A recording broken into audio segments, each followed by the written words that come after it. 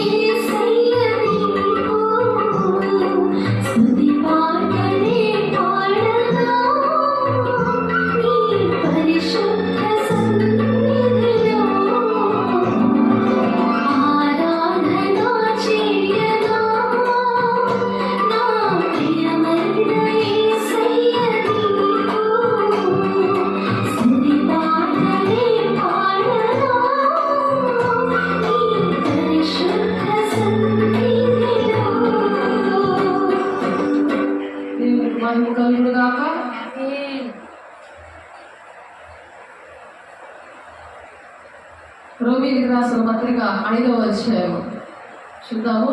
అందరూ తీయండి.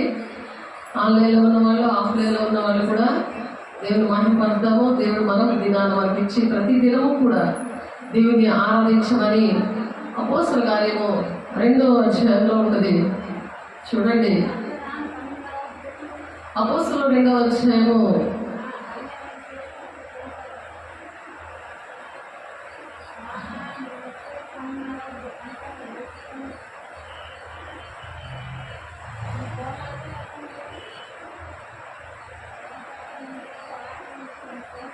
46వ వచనంలో ఉంటుంది. చూడండి, అపోస్తలుల 2వ అధ్యాయము 46వ వచనం.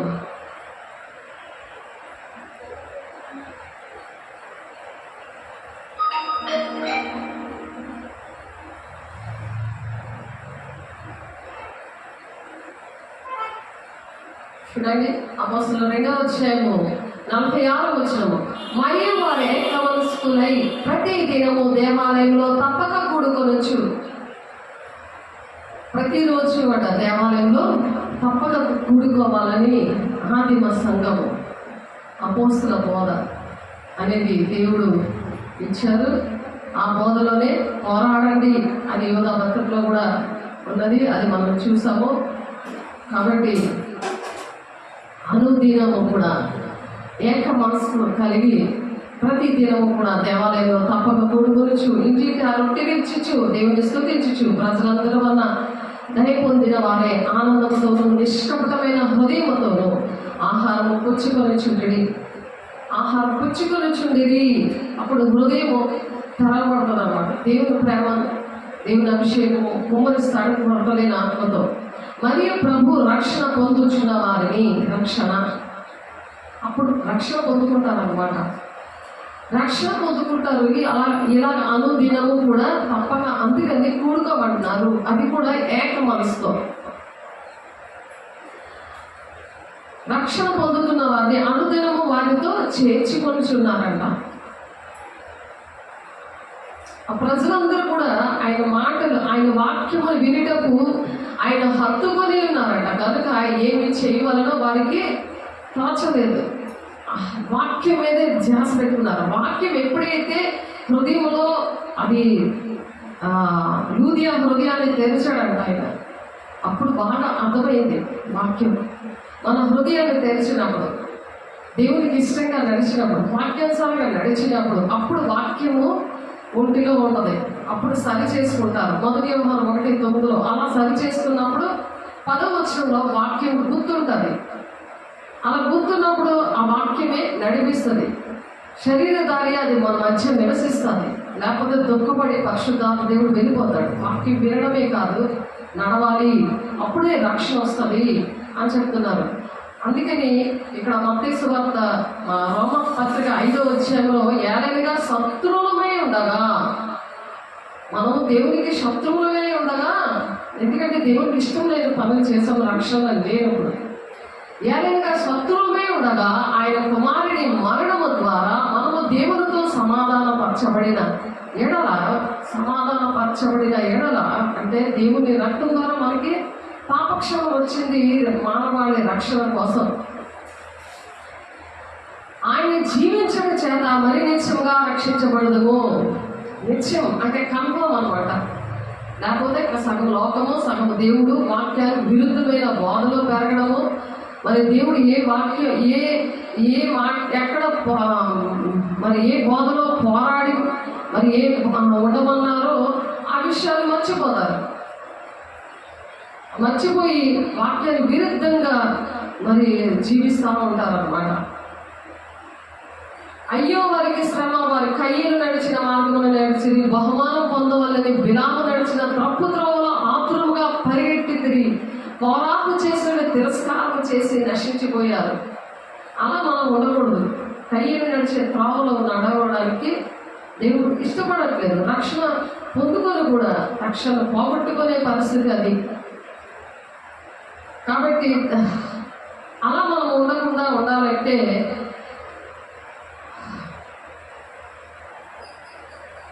మరి లేవీకాండం 26:11 వచనంలో ఒక మాట ఉంటుంది, చూద్దాము. లేవీకాండము 26:11 వచనము మీకోసం నేను చదువుతున్నాను. జాగ్రత్తగా చూడండి, రాసుకోండి. మన వాక్యం పట్టుకొని ప్రార్థన చేసినప్పుడు దేవుడు అలాగా నడిపిస్తాడు. దేవుడు అడిగినప్పుడు నడిపిస్తాడు. అలాగ ఆరాధన చేసినప్పుడు నడిపిస్తాడు. ఆయన నడిపించే దేవుడు, మాట్లాడే దేవుడు. మనం మాట్లాడాలి. దేవుడు మాట్లాడితేనే మనం బ్రతుకుతాం. వాక్యమే మనల్ని బ్రతికిస్తుంది. కాబట్టి నా మందిరమును మీ మధ్య ఉంచెదను అంటున్నాడు. మీ మధ్య, నా మందిరమును మీ మధ్య ఉంచెదను, మీ యందు నా మనసు అసహ్యపడదు. దేవుని మనసు మనం చూసి అసహ్యపడకూడదు, ఇష్టపడాలి. అప్పుడు మన హృదయాలు తెరుస్తాడు. ఆయన మాట్లాడడం స్టార్ట్ చేస్తాడు. దేవుని శిష్యులు ఎలాగ తయారయ్యారో పరిశుద్ధాత్మతో నింపబడక ముందు అబద్ధాలు ఆడారు. మూడు సార్లు నేను ఎరగనని నువ్వు బొంకేస్తావు అనేసి అని అంటాడు. మారు బొంకేస్తావు పేతురుతో. మరి పేతురు పరిశుద్ధాన్ని పొందుకున్నప్పుడు ప్రాణాలు అర్పించాడు. పేతురు నడుస్తుంటే తన నీడ పడితే చాలు స్వస్థతలు, అద్భుత కార్యాలు, మహత్కార్యాలు జరిగాయి. అటువంటి పరిస్థితులు దేవుడు మనకి ఇచ్చాడు, అలా జరుగుతున్నాయి. కాబట్టి మందిరం మన మధ్య ఉంటేనంట, నా మందిరం మీ మధ్య ఉంచదను. ఎందుకు ఉంచాడు మందిరం మన మధ్య? ఎందుకు ఉంచాడు? ఇవన్నీ వెళ్ళలే మాస్ ఏరియాలో. మరి ఎందుకు మధ్యలో ఈ మందిరం పెట్టాడంటే, ఆ చుట్టుపక్కల ఉన్న వాళ్ళందరూ కూడా ఆ మనసులు దేవుడికి అసహ్యంగా ఉండవు, ఇష్టంగా ఉంటాయి అన్నమాట. అంటే ఆ మందిరం తాలూకా దీవెనలు అలా వెళ్ళిపోతూ ఉంటాయి. అలాగే ఇప్పుడు దేహం అనే దేవుని ఆలయం అనే మనము కూడా ఎక్కడికి వెళ్తే మన దీవెనలు అలాగే వెళ్ళాలి. కానీ వాళ్ళ శాపములు, వాళ్ళ పాపములు మన మీదకి రాకుండా ఉండాలంటే మనం నేర్చుకున్న 1 యోహాను 5:18 ఏమంటున్నారంటే, మనము దేవుని మూలముగా పుట్టిన వానని మనం ఎరుగుదము, కానీ దుష్టుడు ముట్టకుండా తను తాను భద్రం చేసుకోవాలంటున్నారు. అలాగే భద్రం చేసుకుంటూ మన దేహమే దేవుని ఆలయంగా చేసుకున్నప్పుడు మనం ఎక్కడికి వెళ్ళినా సరే ఆ విధంగానే దేవుడు వారిని అసహించుకోడు. కాబట్టి అందరి దగ్గరికి మనం వెళ్ళాలి, దేవుని శుభవార్తను ప్రకటించాలి. సర్వలోకాలు వెళ్ళి ఈ శుభవార్తను ప్రకటించండి అంటున్నారు. అలా ప్రకటించడానికి దేవుడు సహాయం చేస్తున్నాడు. లేవీకాండం 20:23 నేను మీ ఎదుట నుండి వెళ్ళగొట్టుచున్న జనముల ఆచారాలను బట్టి జనాలు అనేకమైన ఆచారాలు పెట్టారు. ఆ ఆచారాలను బట్టి దేవుడు ఏం చేశాడట? వాళ్ళు వెళ్ళగొట్టేశాడు. వారు అట్టి క్రియలనే చేసేది కనుక నేను వారు ఎంతో పడ్డానంటున్నారు. ఆచారాలు అవి చేయకూడదు కాబట్టి వాళ్ళు దేవుడు వెళ్ళగొట్టాడు. జనముల ఆచారాలు, దేవుని ఆచారాలు చేయాలి కానీ దేవుని ఆజ్ఞలు పాటించాలి. కానీ నేను నేర్చుకున్నాం దేవుని ఆజ్ఞలు ఎలా పాటిస్తే దేవుడు ఏ విధంగా దీవెనిస్తాడు అనే విషయాలు. దేశమంతా సుఖశాంతులతో ఎలా ఉంటుంది అనే విషయాలు నేర్పించారు దేవుడు. మరి ఆ ఆచారాలను బట్టి నడిచిపోకూడదు. వారు అట్టి క్రియలను చేసేది కనుక నేను వారి యందు అసహ్యపడి తిని. మనము అసహ్యించుకునేటట్టు మనం ఉండకూడదు. దేహం అనేది దేవుని ఆలయంగా మనం ఉండాలి. అందుకే తప్పక కూడుకోవాలి ప్రతి దినము.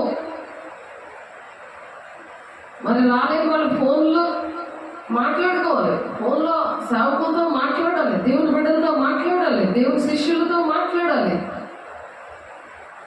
అలా మాట్లాడకపోతే ఏం జరుగుతుందట? ఏలైనా కొందరు రహస్యంగా జరబడి ఉన్నారు. వారు భక్తిహీనులైన మన దేవుని కృపను కామాతులకు దుర్వినియోగపరచు మన అద్వితీయ నాథుడైన ప్రభువైన యేసుక్రీస్తును విసర్జించుచున్నారు. ఈ తీర్పు ముందుటకు వారు పూర్వముందే సూచించబడతారు అన్నమాట. ముందుండే వాళ్ళకి ఒక దేవుడు వాళ్ళు ఇస్కరేతు యూదా విషయంలో ఎలాగైతే ముందుకుండాలి దేవుడికి తెలుసో అలాగే వీళ్ళు రహస్యంగా చొరబడతా ఉంటారు అన్నమాట మనుషుల జీవితాల్లోనికి. వాళ్ళు టైం వేస్ట్ చేస్తారు. మనం ఏదైనా చెప్తాం వాళ్ళు వినరు, మన టైం వేస్ట్ చేస్తారు. అటువంటి పరిస్థితులు ఉన్నాయనే మరి దేవుడు బాధపడుతున్నారు. ప్రియులారా, మనకందరికీ కలిగిన రక్షణ గురించి మీకు రాయవలనని విశేష ఆసక్తి కలవడమే ప్రయత్నపడుచుండగా పరిశుద్ధులకు ఒక్కసారి అప్పగింపబడిన బోధ నిమిత్తము మీరు పోరాడవలనని మిమ్మల్ని వేడుకొనొచ్చు మీకు వ్రాయవలసి వచ్చను. ఒక్క బోధే అప్పచెప్పాడు, 100 బోధలు కాదు. పోరాటం ఎందుకు? ఆ పోరాటం కోసమే దేవుడు ప్రాణం పెట్టాడు. ఆయన అవన్నీ బోధించడానికి 3.5 సంవత్సరాలు భూలోకంలోకి వచ్చాడు. తప్పుడు బోధలు అన్నీ వినకుండా దేవుడు ఏం చెప్పారో వాక్యం చూడాలి, చదవాలి, దాని ప్రకారం నడుస్తున్నానా లేదని దేవుడు పాలన దగ్గర కూర్చోవాలి, వింటా ఉండాలి, సహవాసంలో ఉండాలి. ప్రార్థన సహవాసంలో రొట్టెలిచ్చడానికి ఎడతెగక ఉన్నప్పుడు పరిశుద్ధాత్మ దేవుడు వారికి రక్షణ అనేది ఇస్తాడంట. ఆ రక్షణ కోసమే కదా మనం మాట్లాడుకుంటున్నప్పుడు ఇప్పుడు ఏది మన టైం ఏది? ఆయన జీవించడం చేత నిత్యముగా రక్షించబడదుము, అది అంశం. ఆయన మనల్ని జీవిస్తాడా? కదా. సాతాను క్రియలు నీలో ఉన్నాయా? దేవుని గుణాలు నీలో ఉన్నాయా? అది ప్రతిరోజు దేవుని యొక్క బలిపీఠం దగ్గర, ఇంట్లో బలిపీఠం వేసుకోవాలి, సన్నిధిలో బలిపీఠం వచ్చినప్పుడు పరిశుద్ధంగా రావాలి. చర్చికి రావడం ఏంటంటే అనుదినము తప్పక కూడుకోండి అంటున్నాడు. అందుకనే యూదా రాసిన పత్రిక 3వ అధ్యాయంలో ప్రియులారా అని చెప్తున్నాడు యూదా గారు. మనకందరికీ కలిగిన రక్షణ గురించి మీకు రాయగలనని విశేష ఆసక్తి గలవాడని. అలాంటి విశేష ఆసక్తి ఎవరికైనా ఉందా? అందరినీ రక్షించాలని దేని మీద ఆసక్తి ఉంది?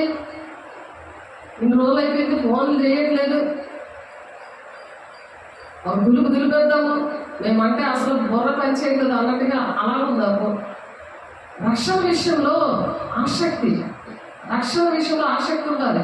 విశేష ఆసక్తి గలవాడే ప్రయత్నపడుచుండగా పరిశుద్ధులకు ఒక్కసారి అప్పగింపబడిన బోధ నిమిత్తము ఆ బోధ కోసం ఆసక్తి ఉండాలంట. పోరాటం, దానికోసం పోరాడాలి. నేను ఏ విషయంలో పడిపోతున్నాను? ఎందుకు దేవుడు నాతో మాట్లాడట్లేదు? ఎందుకు పరిశుద్ధాత్మను రోజు పొందుకోలేకపోతున్నాను? ఏ ఒక్క ఆత్మని కూడా నేను ఎందుకు రక్షించలేకపోతున్నాను? ఎందుకు నా ద్వారా ఇతరులకు మేలు జరగట్లేదు? నన్ను పోలి నడవండి, మీరు నాకన్నా గొప్ప కార్యాలు చేస్తానని చెప్తుంటే నా వల్ల ఎందుకు గొప్ప కార్యాలు జరగట్లేదు? రక్షణ ఎందుకు కాపాడుకోలేకపోతున్నాను? ఆయన నాలో జీవించట్లేదు. ఎందుకు? నాలో ఆయన జీవిస్తున్నాడా? ఎవరు జీవిస్తున్నాడు? నా క్రియలు ఎలా ఉన్నాయి?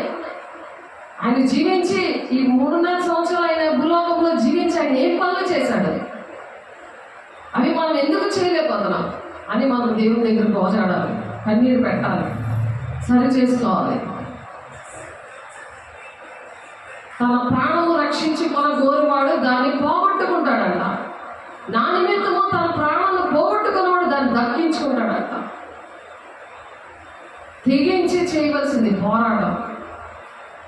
మత్తయి 16వ అధ్యాయంలో ఉంటుంది, 25వ వచనంలో తన ప్రాణమును రక్షించుకున్నవాడు దాన్ని పోగొట్టుకున్నాడు. ఎంత భయం భయం భయం భయం. ఎవరికైనా దేవుని మాటలు చెప్పాలంటే భయం. తిరిగి వారు దేవుని రాజ్యానికి వెళ్ళలో ఉంది. మత్తయి సువార్త ప్రకటన గ్రంథం 21వ అధ్యాయం 8వ వచనంలో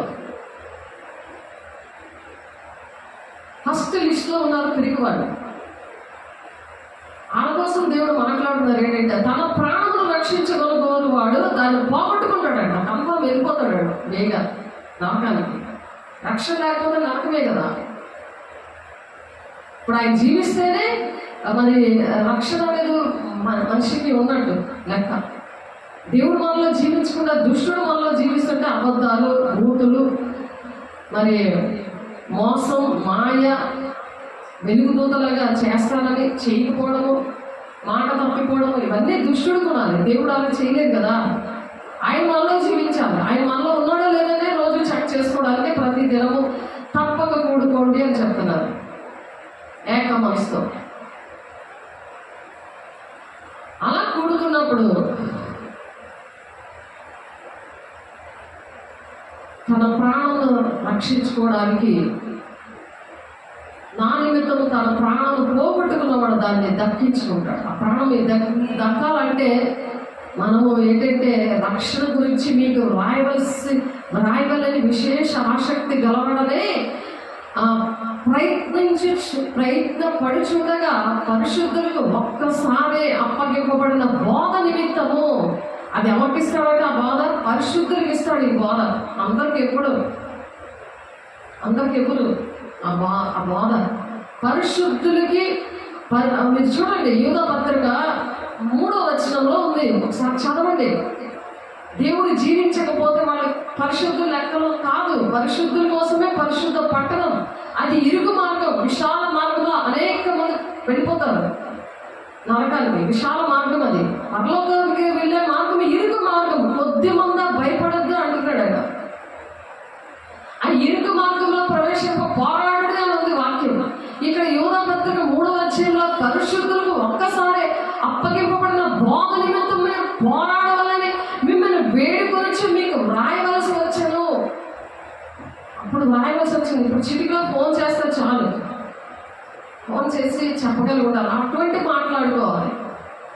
ఏం కూర ఈరోజు, ఏం చేస్తున్నావు, ఏం సీరియల్ చూసావు, ఇవి కాదు. ఎప్పుడు వస్తావు మా ఇంటికి, నేను చూడాలని ఉంది, ఇవి కాదు. ఇది శరీరానుసారమైన నియమం. ఇది శరీర సంబంధులు దేవుని సంతోష పెట్టలేరు. వాళ్ళు ధర్మశాస్త్రం లోబడ నేరదని కన్ఫర్మ్ చేశాడు. రోమాపత్రికలో 8వ అధ్యాయం 5, 6, 7 వచనాల్లో నేను చదువుకున్నాం. అస్తమానికి చెప్పుకుంటుంటాం ఆ మాటలు. ఇప్పుడు పరిశుద్ధుడిగా ఒక్కసారి అప్పగించబడినది. అస్తమానికి ప్రతి బోధకు పరిగెట్టరు, ప్రతి చర్చకి పరిగెట్టరు. ఎక్కడ ఆశీర్వాదం వస్తుందో, ఎక్కడ పడితే ఆ గుడికి వెళ్ళిపోయిన ముక్కేసుకొని వచ్చేసినట్టు కాదు. పరిశుద్ధుడికి ఇచ్చాడు ఈ బోధ. ఎంత అదృష్టం అది. పరిశుద్ధులకు ఒక్కసారి అప్పగింపబడిన బోధ నిమిత్తం మీరు పోరాడాలని మిమ్మల్ని వేడుకుంటున్నానని మనం ఆ విధంగా వేడుకోవడానికి దేవుడు ఆశీర్వదించాడు. దేవునికి మహిమ కలుగుగాక. ఆమేన్. దేవునికి మహిమ. అంతకాదు, మనం కృప ద్వారా రక్షించబడ్డాం. ఆయన కృప సమృద్ధిగా మనం ఏముంది, కొంతకాలానికి అది తరిగిపోతుంది. ఆ కృప ద్వారానే దేవుడు నా సంఘం, ఇదిగో సంఘం ఉన్న మాట వింది అని పరిశుద్ధాత్మ దేవుడు యేసయ్య చేతిలో పెడతాడు. రహస్య రాకడ వస్తుంది ఇప్పుడు చేతిలో పెట్టడానికి. సంగమా మాట విను అని పరిశుద్ధాత్మ దేవుడు చెప్తున్నాడు. కాబట్టి శిష్యులు చూసి దేవుడు ఒక మాట చెప్తున్నాడు. ఏంటంటే, తన శిష్యులు చూసి ఎవడైనా నన్ను వెంబడింప గోరినేలా తను తాను ఉపేక్షించుకొని తన సిలువనెత్తుకొని వెంబడించాలి. ఎన్ని శ్రమలు ఉన్నా సరే. నేను నా పాట పాడుకున్నాం, మనం సముద్రం లాంటి శ్రమలు, ఎన్ని శ్రమలు వచ్చాయి, నీతోనే నేను ఉంటానయ్యా, నువ్వు నాకు కావాలయ్యా, నీతోనే నేను ఉంటానయ్యా అని ఎంత చక్కగా దేవుడు మాట్లాడాడు. నాకు తెలియదు అది, ఆ మాటలు తెలియదు. కానీ దేవుడు నిలబడితే ఆ ఒక్క బోధలోనే నేను పోరాడతానని నువ్వు నిలబడితే నీతో మాట్లాడతాడు, నాతో మాట్లాడాడు. దేవుడు నీతో కూడా మాట్లాడతాడు. దేవుడు బిడ్డ, ఎందుకంటే ఒక మనుషుడట లోకమంతా సంపాదించుకొని తన ప్రాణాన్ని పోగొట్టుకుంటా తనకి ఏం ప్రయోజనం? భూలోకంలో ఉన్నదంతా సంపాదించుకుంటాడు, నాది నాది నాది అనుకోని. కానీ తన ప్రాణం పోయిన తర్వాత ఎక్కడికి వెళ్తుంది? అది రక్షణ లేకపోతే చెప్పాలి, ఎక్కడికి వెళ్తుంది? నరకానికి వెళ్ళిపోతుంది. అందుకని నువ్వు దినమో తప్పగా కూడుకోవాలి. పాటలో మనం పాడుకున్నాం. ఇప్పుడు ఆలోచించండి, పరిశుద్ధాత్మ దేవుడు మాట్లాడుతున్నాడు. ఈ విషయాలు నేను చెప్పాలని అనుకోలేదు. ఇక్కడికి వచ్చిన తర్వాత ఇంట్లో గోజరాడుతూ ఉంటాను, ఏడు చెప్పాలి 3 గంటలు లేచాను. నిన్నంతా దేవుడిని అడిగాను. కానీ కరెక్ట్గా దేవుడు వీళ్ళ దగ్గర నేను నిలబడినప్పుడు పరిశుద్ధాత్మ దేవుడే మాట్లాడతాడు. అది సాక్ష్యం.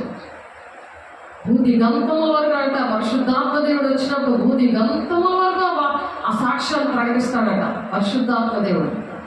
అదే సాతానుగాడు వస్తే అది భూది గంతముల వరకు ప్రకటన చేయనివ్వడు. కొంచెం కింద పెట్టిస్తాం. అదే మనం జ్ఞాపకం చేసుకోవాలి. మనం విన్నప్పుడు దేవుడు అలా సహాయం చేస్తాడు. పరిశుద్ధాత్మ దేవుడు మనం ప్రతి విషయంలో కూడా సహాయం చేసే దేవుడు. నేను అనుభవంతో చెప్తున్నాను. ఒక మనుషుడు లోకమంతా సంపాదించుకుని తన ప్రాణాలను పోగొట్టుకుంటే అతనికి ఏమి ప్రయోజనము? ఒక మనుషుడు తన ప్రాణములకు ప్రతిగా ఏమీ గలడు? మనుష్య కుమారుడు తన తండ్రి మహిమ గలవాడే తన దూతలతో కూడా రాబోచున్నాడు. అప్పుడే ఎవరి క్రియలు చెప్పున వారికి ఫలమిచ్చును. మన క్రియలు చెప్పున ఆయన ఫలమిస్తాడు. దానివల్ల అదే గురి వద్దకే పరిగెడుతున్నాను. గురి వద్దకి పరుగెడుచుంటిని క్రీస్తుని మహిమతో బహుమానమే పొంగురీతి అలయక వెనుదిరుగక.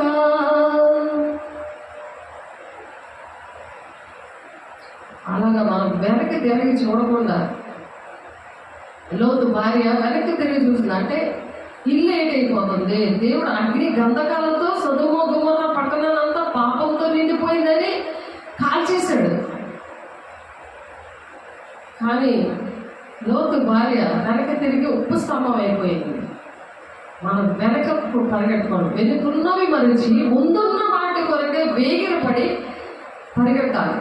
అదే పరలోక రాజ్యం. అందుకే నా రక్షణని అనుదినము కూడా, రక్షణ సువార్తను అనుదినము ప్రకటించండి అని 96వ కీర్తన 2వ వచనంలో చెప్తున్నారు. ప్రతి దినము కూడా ప్రకటన చేయమంటున్నారు.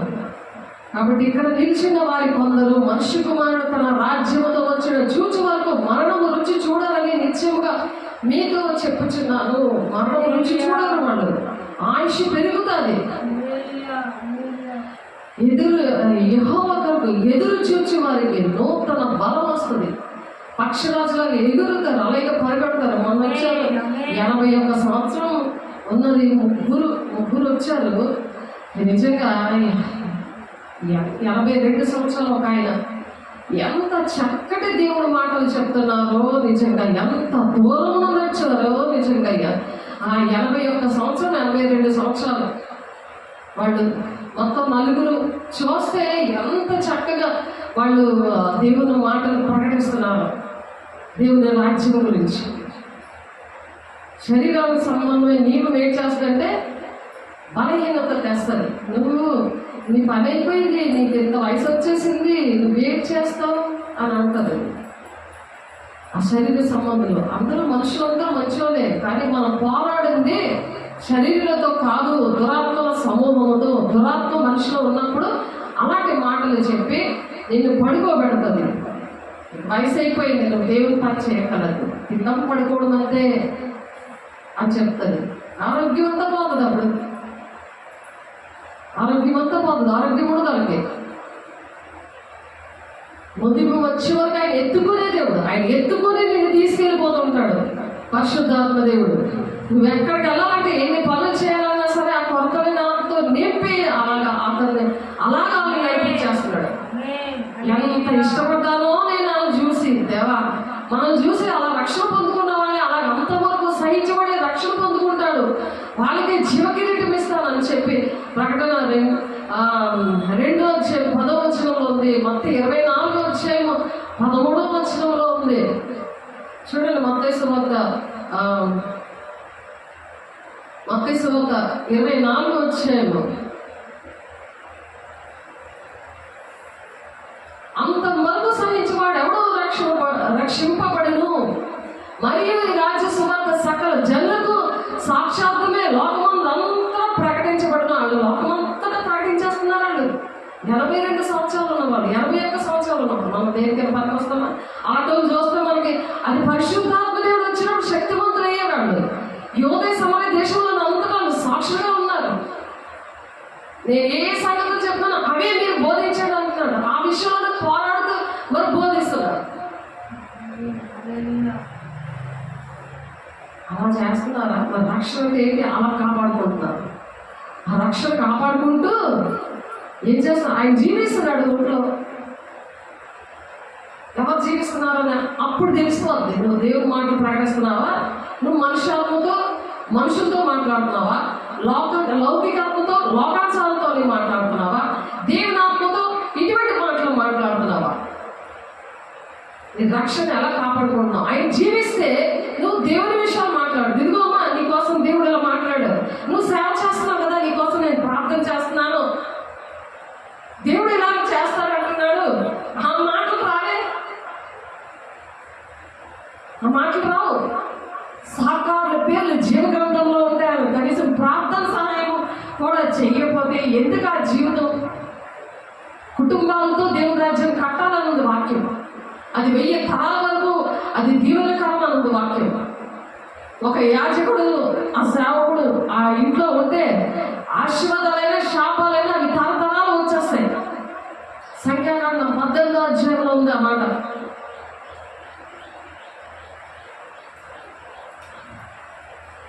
అందుకనే చాలా జాగ్రత్తగా రక్షణ కాపాడుకుంటూ సేవ చేయాలి. సేవకుల కోసం ప్రార్థన చేయాలి. దేవుని రాజ్యం కట్టడానికి వారికి సహకరించాలి. సహకరించకపోయింది మరి మనుషుల మాటలు కావాలి. మనుష్యాత్మతో మాట్లాడతారు. రక్షణ కాపాడుకుంటారా? రక్షణ లేదు. మనుషుల సంగతులే కావాలి. ఏ ఆత్మతో ఉంటున్నామో ఒకసారి జ్ఞాపకం చేసుకోండి. మరియు రాజ్య సువార్త సకల జనులకు సాక్షాత్మే లోకమంతా అంతటా ప్రకటింపబడును. అటు తర్వాత అంతం వస్తుంది. ఎందుకు దేవుడు ఆలస్యంగా వస్తున్నాడు? మనం ప్రకటించట్లేదు, అందుకు రక్షణ లేదు. ఆయన జీవించట్లేదు, అందుకు రక్షణ లేదు. బాప్తిజం తీసుకుంటే రక్షణ వచ్చేసింది అని బ్రహ్మపచ్చ ఆత్మలో ఉంది. తిని పడుకొని దేవుడు నమ్ముకుంటే అయిపోయిందిలే అనుకుంటే కుదరదు. దేవుడు మందిరం, నీ ఇల్లు దేవుడు మందిరంలాగా ఉండాలి. టీవీలు, సెల్ ఫోన్లు, లోకము దేవుడు అంటే కుదరదు. లోకానుసారం లౌకికాత్మ ఉన్నప్పుడు నువ్వు దేవుడి రాజ్యానికి వెళ్ళలేవు. లోకము దేవుడు ఉంటే అది దైవాత్మ లక్షణాలు. అవి దేవుడు జీవించడం వాళ్ళు. నా మందిరం మీ మధ్య ఉంచేదను. మీ మధ్య ఒక మందిరం, ఇద్దరు ముగ్గురు ఉన్నదే మందిరంగా తయారవుద్ది. ఇంట్లో కూడా, ఇంట్లో బలిపీఠం కట్టుకోవాలి. ఇంటింటే రొట్టె ఇవ్వాలి. మీ అందు నా మనస్సు అసహ్యపడదు. లేకపోతే దేవుడు అసహ్యించుకుంటున్నాడు. దేవుడు బిడ్డ, నువ్వు ఎలా ఉన్నావో, నీ ఇల్లు ఎలా పెట్టుకున్నావో, దేహమైన నీ దేహము ఎలాగ చదవబట్టుందా? దేవుని డబ్బులు నువ్వు అక్రమంగా దొంగిలించావా? చదవబడుతుంది, చదవబట్టేస్తుంది. అది ఆ ఇల్లు చదవబట్టేస్తుంది. ఇల్లు అంటే దేహం అనే దేవుని ఆలయం. అది చదవబడుతుంది. అనారోగ్యం వస్తుంది. నువ్వు అక్రమం చెల్లించాలి. శాపం వస్తుంది. రక్షణ కాపాడుకోవాలి. దేవుని డబ్బులు అక్రమంగా దొంగిలిస్తే, లేకపోతే దేవుడు ఆ మందిరాన్ని, ఆ దేహం అనే దేవుని మందిరాన్ని, దేవుడు హృదయం అనే దేవుని ఆలయమైంది. ఆ పాట పాడుకున్నారా? పాట పాడుకుంటాం. హృదయమే నీ నామము క్రీస్తు, నీ గానమే నా నామం. ఆ హృదయం అనేది దేవుని ఆలయంగా మనము ఉంచుకున్నప్పుడు ఎప్పుడు ఉంటుంది అంటే ప్రతి ఆజ్ఞ పాటించాలి. ఆజ్ఞలు, కట్టడలు, విధులు పాటిస్తూ ఉండాలి. అక్రమంగా నడవకూడదు. లేకపోతే అక్రమం చేయవాళ్ళని నా ఎదురుంటే పోండి, మీరు ఎవరో నాకు తెలియదు అని చెప్తాడు. ఖాళీ చేయి అని అంటాడు. ఆయన వెళ్ళిపోతాడు దుఃఖపడి. భూలోకంలో ఉన్నంత కాలం నీకు టైం ఇచ్చాడు కాబట్టి భూలోకాన్ని ఖాళీ చేయి అంటాడు. మరణం వెలుబడి చేస్తుంది ఆ మనిషికి చదవబడితే. అక్రమాలు కట్టాలి. ఎక్కడెక్కడ ఇచ్చావో అక్రమంగా ఒక పరిశుద్ధులకు ఒకటే బోధ చెప్పాడు. ఆ బోధ దగ్గర కాకుండా నువ్వు ఎక్కడెక్కడికి తిరిగావో స్వార్థంతో. మరి ఆదాము నిన్న అబ్రహాం విషయంలో నిన్న మనం చూసాం కదా. అబ్రహాంకి పిల్లలు లేకపోతే తను ప్రార్థన చేసినప్పుడు చాలా గర్భం ధరించింది. అలాగే ఇతరుల కోసం ప్రార్థన చేయాలి. మనం స్వార్థపూరితమైన ప్రార్థనలు, స్వార్థపూరితంగా మన రాజ్యాలు కట్టుకోవడం అలాంటివి చేయకూడదు. ఆ రాజ్య సువార్త రక్షణ కాపాడుకుంటూ రాజ్య సువార్త సకల లోకమందంతటా ప్రకటించబడును. అటు తర్వాతే అంతం వస్తుందట. కాబట్టి ప్రవక్త అయిన దానియేలు ద్వారా చెప్పబడిన నాశనకరమైన హే వస్తువు పరిశుద్ధ స్థలమందు నిలుచుడు మీరు చూడగానే చదువువాడు గ్రహించును గాక. గ్రహించాలి. దేవుని వాక్యము చెప్తున్నప్పుడు గ్రహించాలి. అందుకనే నా మందిరము మీ మధ్య ఉంచేదను, మీ అందున నా మనస్సు అసహ్యపడదు అంటున్నాడు. మనం దేవుని ఆలయంగా, మందిరంగా మనం ఉన్నామా లేదా అని చెక్ చేసుకున్నప్పుడు ఆయన జీవించడం చేత నిత్యముగా మనం రక్షించబడతాం. ఆయన జీవించడం చేత నిత్యం మనం రక్షించబడతాం. మొత్తం 16వ అధ్యాయంలో ఉంది ఆ మాట. నిత్యము కూడా మనం జీవించబడతామంట. అలా జీవించాలని దేవుడు ఆశపడి ఈ మాటలు చెప్తున్నారు. అలాగా మనం జీవించలేకపోతే దేవునికి తిరుగుబడే పరిస్థితులు మనలో ఉన్నాయేమో అని మనం సరిచేసుకోవాలి. ప్రతి దినము కూడా సరిచేసుకోవాలి. ఏ వాక్యానికి లోబడకపోతే అది తిరుగుబాటు లెక్క వస్తుంది. కాబట్టి నా శరీరంలో ఈ ముళ్ళు ఎందుకుంది అని పౌలు ఆడ అడగలేదు, దేవా అది తీసివేయి అని చెప్పాడు. నా కృప నీకు చాలు అన్నాడు. అంతే. మనకు కూడా మూడు సమస్యలు ఉంటాయి. ఆ సమస్య అనేది ఆ సమస్యను చూడకూడదు, కానీ దేవుని హృదయం ఏంటి, దేవుని చిత్తం ఏంటి అనే విషయాలు మనం చూడాలి. దేవుణ్ణి ఎరుగుటయే నిత్య జీవము అన్నది వాక్యం. దేవుణ్ణి ఎరగాలి మనం. దేవుని యొక్క హృదయంలో వేదనేటని ఎరగాలి మనం. ఈ భూలోకం అంతా దేవుని రాజ్యంగా మారాలని, ఎవ్వరు కూడా నరకానికి వెళ్ళకూడదని, అందరూ పరిశుద్ధంగా ఉండాలని, ఆ పరిశుద్ధులకు అప్పచెప్పిన బోధన విషయంలోనే పోరాడాలని దేవుడు ఆశపడుతున్నాడు. ఆయన ఆ విషయాలు మనం చెప్పాలి. కాబట్టి రోమ 1వ అధ్యాయము 20వ వచనంలో, రోమ 1వ అధ్యాయం చూడండి. రోమ పత్రికలో దేవుడు మాట్లాడుతున్నారు. 1వ అధ్యాయము 20వ వచనంలో, ఆయన అదృశ్య లక్షణంలో అనగా ఆయన నిత్య శక్తియు దైవత్వమును జగదుత్పత్తి మొదలుకొని సృష్టింపబడిన వస్తువులను ఆలోచించుట వలన తేటపడుచున్నవి కనుక వారు నిరుద్ధరులై ఉన్నారు. అవన్నీ లోక సంబంధమైనవన్నీ కూడా ఆలోచిస్తూ ఉన్నారు కాబట్టి నిరుద్ధరులయ్యారంట.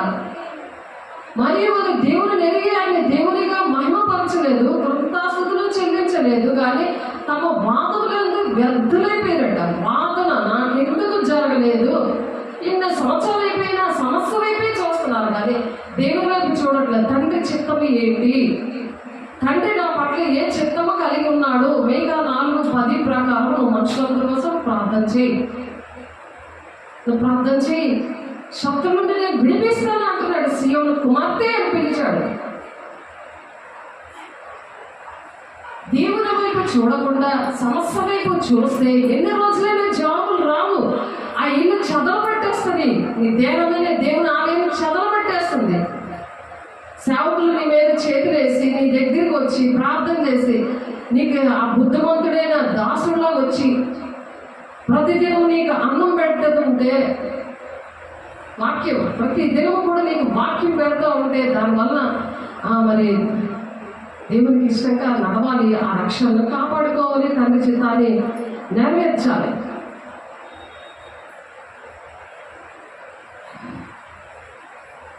అలా నెరవేర్చాలని దేవుడు ఆశపడి మాటలు చెప్తున్నారు. దేవుని బిడ్డ మనుషుడు మరి లోకమంతా సంపాదించుకొని మరి ఆ రక్షణ కాపాడుకోలేదనుకోండి, మరి ఎక్కడికి వెళ్తాడు?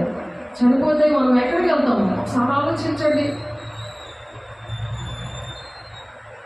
1 తిమోతికి రాసిన పత్రిక 1 తిమోతికి రాసిన పత్రికలో 2వ అధ్యాయము 5వ వచనంలో, దేవుడు ఒకడే, దేవునికి నరులకు మధ్యవర్తి ఒకడే. ఆయన క్రీస్తు యేసని నరుడు మధ్యవర్తి. యేసేతో మనం రోజు సమాధానం కలిగి ఉండాలి. దేవుడు నరులకి, దేవునికి నరులకు మధ్యవర్తి ఒకడే. ఆయన యేసే వచ్చి ఆయన ప్రాణం పెట్టాడు. అందుకని మధ్యవర్తిగా మనుషులు చేసిన తప్పులకి ఆయన బలైపోయాడు. కానీ ఆయన యేసే రక్తం వాడరు, యేసే శరీరం రక్తం తీసుకోరు. ఎడతెగక తీసుకోమంటే మరి నెలకు ఒకసారి, సంవత్సరానికి ఒకసారి తీసుకుంటారు. మరి జీవం ఎలా ప్రవర్తిస్తుంది, ఎలా జీవిస్తారు, ఎలా రక్షణ కొనసాగించుకోగలరు, రక్షణ అంతం వరకు ఎలా సహించుకోగలరు, దేవుడు నేర్పించిన బోధలో ఎందుకు పోరాడలేకపోతున్నారు? ఒక్క బోధ వల్ల ఆయన పరిశుద్ధులకు ఒక్కసారి అప్పగింపబడిన బోధ నిమిత్తం మీరు పోరాడాలని చెప్తుంటే ఎందుకు పోరాడలేకపోతున్నారు? దేనికోసం పోరాడుకున్నారు? ఆస్తుల కోసమా? నువ్వు నన్ను ఎందుకు ఇలాగన్నావు అని చెప్పి పోరాటమా? ఏ పోరాటంలో ఉన్నాం మనం? అది మనము చెక్ చేసుకోవడానికి దేవుడు బిడ్డ మనతో మాట్లాడుతున్నారు. దావీదు భక్తుడు ఏడుస్తూ ఉంటాడు, నా దేవా భక్తిహీనుల చేతిలో నుండి నన్ను రక్షించుము. నేను రక్షిస్తాడు అప్పుడు భక్తిహీనుల చేతిలో నుండి. ఎందుకంటే నేను అగ్నిమై వచ్చి తిని మీరు సమాధానం పెట్టవచ్చి తినని తలస్తున్నారా? నేను అగ్నిమై వచ్చి తిని 2 3 ఇంటిలో మరి పడదు వాడికి. ఎందుకంటే పరిశుద్ధాత్మ పొందుకున్న వాళ్ళకి, పరిశుద్ధాత్మ పొందుకోకుండా మనుష్యాత్మ, లౌకికాత్మ, బ్రహ్మచాత్మలో, అపవిత్రాత్మలో ఉండి లోకంలో ఉన్న వాళ్ళకి, దేవుడు లోకము కావాలి అనుకున్న వారికి, మరి దేవుని మీద పరిశుద్ధులకు ఒకే ఒక్క బోధ వల్ల పోరాడుతున్న వాళ్ళకి పడదు. అందుకనే దేవుడు ఆ మాట చెప్పారు, అత్తకి కోడలికి పడదు, తల్లికి కూతురికి పడదు, అన్నదమ్ములకి పడదు అన్నది వాక్యం. ఆ తండ్రి చిత్తాన్ని నెరవేర్చిన వాళ్ళే తల్లి సహోదరులు అని చెప్పాడు దేవుడు. అందుకే చెప్పారు ఆ మాటలు చాలాసార్లు మనం చెప్పుకున్నాం. అందుకని దావీదు భక్తుడు ఏడుస్తున్నాడు, నా దేవా భక్తిహీనుల చేతిలో నుండి నన్ను రక్షింపము, కీడు చేయవారి పట్టులో నుండి, బలత్కారుని పట్టులో నుండి నన్ను విడిపించము అని ప్రార్థన చేస్తున్నాడు. నా శత్రువులు నన్ను గూర్చి మాట్లాడుకొనుచున్నారు, నా ప్రాణము కొరకు పొంచి ఉన్నవారు కూడి ఆలోచన చేయించున్నారు. ఇప్పుడు అన్ని దిక్కులో ఇదే జరుగుతుంది. దేవుని బిడ్డ ఒకసారి ఆలోచించావా? పిరికిగా దేవుని మాటలను పక్కన పెట్టేస్తున్నావా? పిరికితనంతో దేవుని మాటలు చెప్పడానికి సాతానుడు నిన్ను భయపడుతున్నాడా? పరిపూర్ణ ప్రేమ అంట భయాన్ని వెళ్ళగొడుతుందని ఉంది యోహాను పత్రికలో. ఆయన ఆజ్ఞలు గైకుండగా ఆయన ప్రేమించడం అని ఉంది వాక్యం.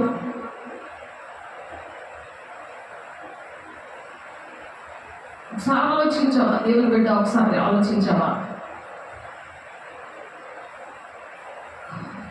పిరికితనం ఎందుకు వస్తుంది? ఆదాము అవ్వలు తప్పు చేశారు కదా, ఎందుకు చెట్టు చాటును దాక్కున్నారు? అలా దాక్కుంటున్నావా? దేవుడు మనలో ప్రవహించాలి. ఆయన జీవజల నది, జీవనదిని ప్రవహింపజేయమయ్యా అని పాడుకోవాలి. అసలు మనకి ఆ పిరికితనం పోయి దేవుడు నీతిగా ఉంచుతాడు. నీతిమంతుల సింహం వలె ధైర్యంగా ఉండడం దేవుడు నేర్పిస్తాడు. అలా నేర్పించి దేవుడు రక్షణ కొనసాగించుకునేలాగా చేస్తాడు. అంతం వరకు సహించువాడే రక్షణ పొందుకుంటాడు.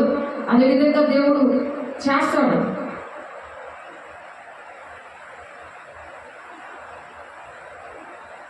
ఆనాడు దేవుడు మీరు ఎవరని చెప్పుకుంటున్నారు, నేను ఎవరని మీరు చెప్పుకుంటున్నారు అని అడిగాడు ఆయన. ఎందుకంటే రక్షణ అనేది ఎలాగా పరిశుద్ధాత్మ దేవుడు, కాసేపు పరిశుద్ధాత్మ దేవుడు ఉంటాడు, కాసేపు సాతానాత్మ వస్తూ ఉంటుంది. పరిశుద్ధాత్మ పొందుకోకపోతే దేవుడు ఉన్నప్పుడు దేవుడు మాటలు వింటాము, పాటలు వింటాము, అన్నీ వింటాము. కానీ కొంతమంది బూతులు వస్తూ ఉంటాయి. కొంతమందికి దేవుడి మాటలు ప్రకటిస్తారు, దేవుడు అంటే ఇష్టము, అన్ని వాక్యం అంటే ఇష్టము, అన్నీ ఇష్టమే. కానీ అబద్ధాలు వేయకు వచ్చేస్తాయి, బూతులు వచ్చేస్తుంటాయి. అలా ఎందుకు అలా వస్తుంటే పరిశుద్ధాత్మ దేవుడు పొందుకోక, దేవుడితో గడపక, పరిశుద్ధాత్మ దేవుడు సహాయం కోరక, ప్రతిదీ దిద్దుబాటు చేసుకోక, తను అడుగు వారికి పరిశుద్ధాత్మ నిత్యంగా ఇస్తానంటున్నాడు ఆయన. అలాగే మరి శిష్యుల విషయంలో జరిగింది. 3.5 సంవత్సరాలు దేవుడు భూలోకానికి వచ్చినప్పుడు, మనుష్య కుమారుడు వచ్చినప్పుడు ఆయన అడుగుతున్నారు,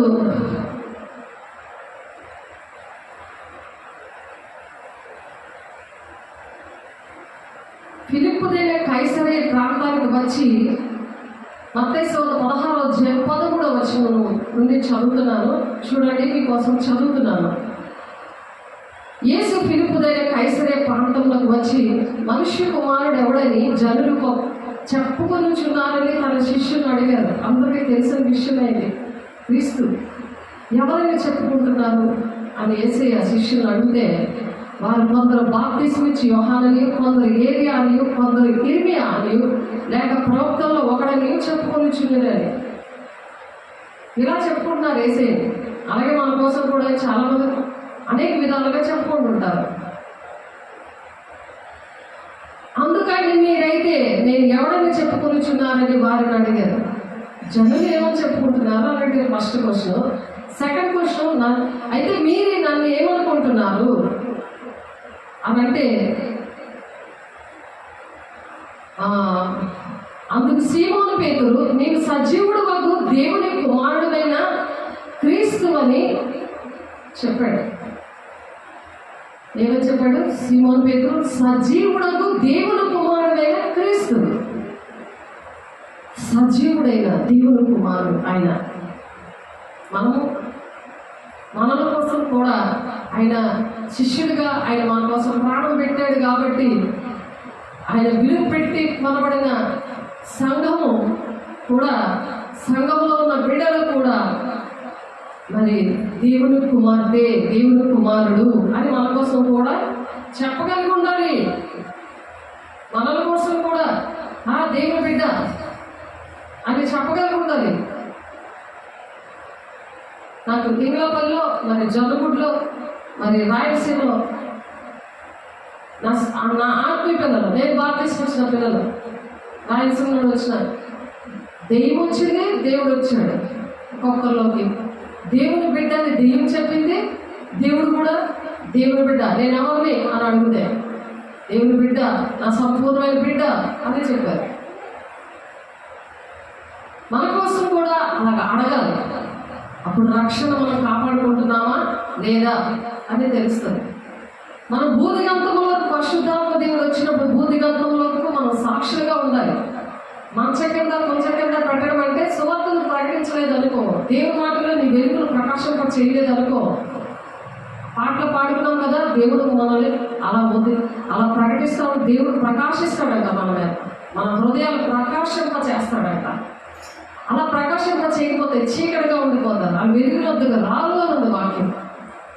అలా వెలుగునొద్దుకు రాలు అంటే దేవుని పిల్లల దగ్గర రారు, దేవుని ఈ బోధ దగ్గర రారు. పరిశుద్ధులకు ఒక్కసారి అప్పచెప్పుడు ఆ బోధ విషయంలో పోరాడరు, సమస్యల వైపే చూస్తూ ఉంటారు.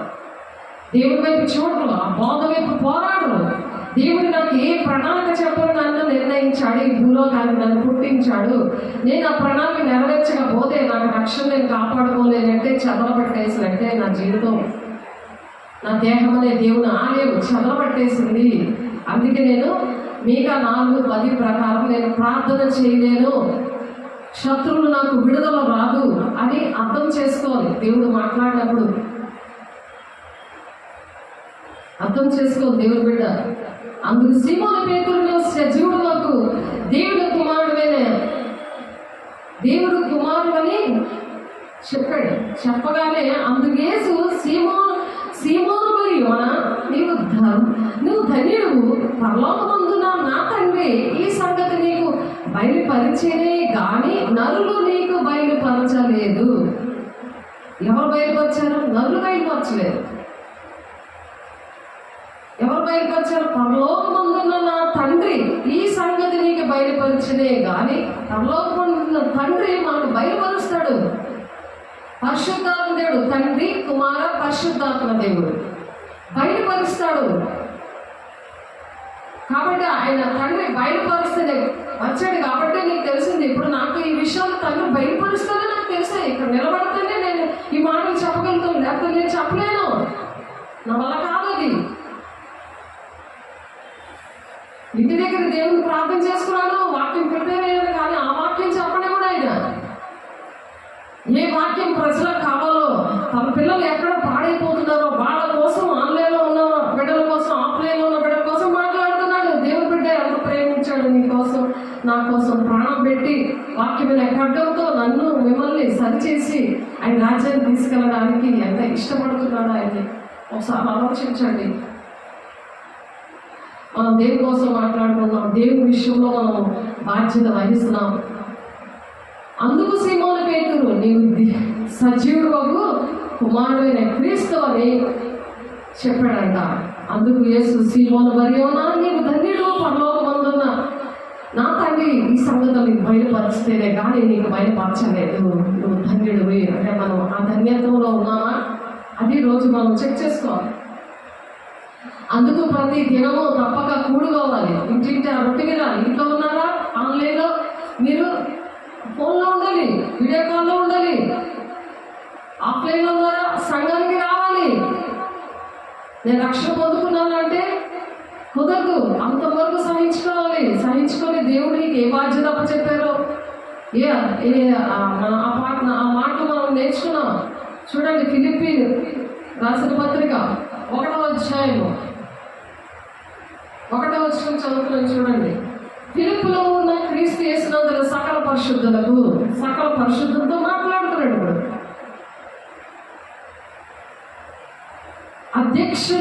అధ్యక్షులకు పరిచారకులను క్రీస్తు యేసు దాసులైన పౌలును తిమోతి శుభమని చెప్పి వ్రాయలేదు.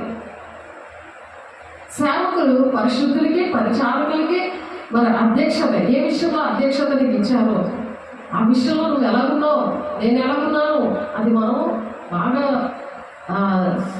సరి చేసుకోవాలంటే పరిశుద్ధాత్మ తండ్రి ఆత్మ మన దగ్గర ఉందా లేదా, పరిశుద్ధాత్మ దేవుడు ఉన్నాడా లేదా, ఆ ధన్యత మనం పొందుతున్నామా లేదా అని అనుదినము తప్పక కూడుకోవాలి.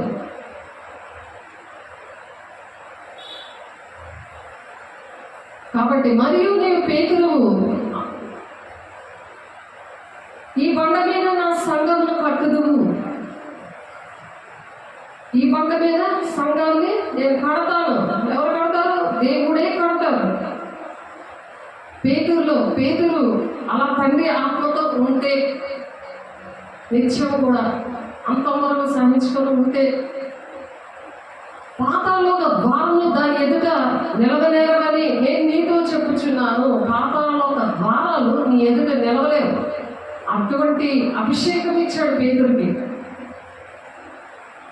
యెహోవా తండ్రి ఆత్మ ద్వారా నువ్వు దేవుని కుమారుడు అని చెప్పారు కాబట్టి ఇప్పటికీ కూడా దేవుని కుమారుడని తెలియదు ఇశ్రాయేలు ప్రజలకి, రిజెక్ట్ చేశారు. అలాగే భూలోకంలో కూడా ఇప్పుడు కూడా చాలా మంది రిజెక్ట్ చేశారు, తెలియదు. అటువంటి ప్రజలకి చెప్పడానికే మరి దేవుడు పరిశుద్ధులకు ఒక్కసారి అప్పచెప్పిన బోధ విషయంలో పోరాడండి అని యోధా పత్రికలో 3వ వచనంలో చెప్తున్నారు.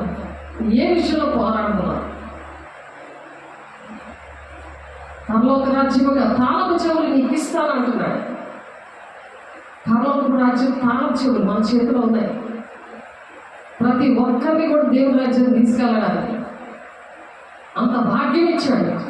నువ్వు ఏ తాళాల కోసం బాధపడుతున్నావు, ఏ తాళాలు కావాలని ఆశపడుతున్నావు? భూ సంబంధమైన తాళాలు కావాలా, పరలోక సంబంధమైన తాళపు చెవులు కావాలా? పరలోక రాజ్యం యొక్క తాళపు చెవులు నీకు ఇచ్చేదను.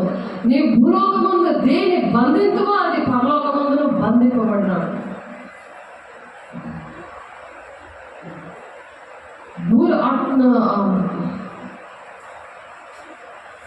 పరలోకమందును బంధింపబడును, భూలోకమందు దేని విప్పిదు అది పరలోకమందును విప్పబడనని అతనితో చెప్పాను. దేవుని సన్నిధి ఎక్కడ ఉందో అక్కడే పరలోక రాజ్యం. అదే పాట పాడుతున్నాం. దేవుని సన్నిధి మనం అనుభవించాలి, ఆరాధించాలి. అక్కడ అదే పరలోక రాజ్యం. ఆ మాట ఎక్కడుందంటే లూకా సువార్త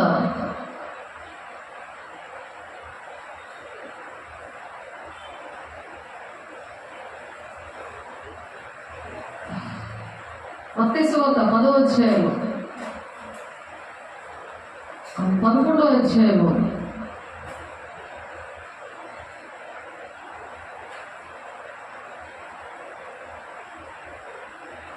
చూడండి ఒకసారి. లూకా సువార్త 11వ అధ్యాయము 10వ అధ్యాయము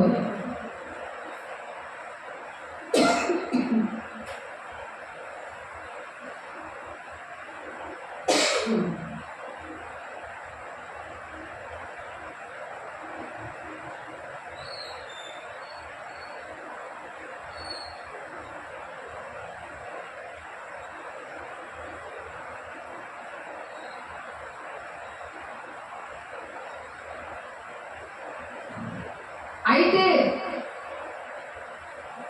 దేవుని లూకా సువార్త 11వ అధ్యాయము 20వ వచనం చదువుతున్నాను.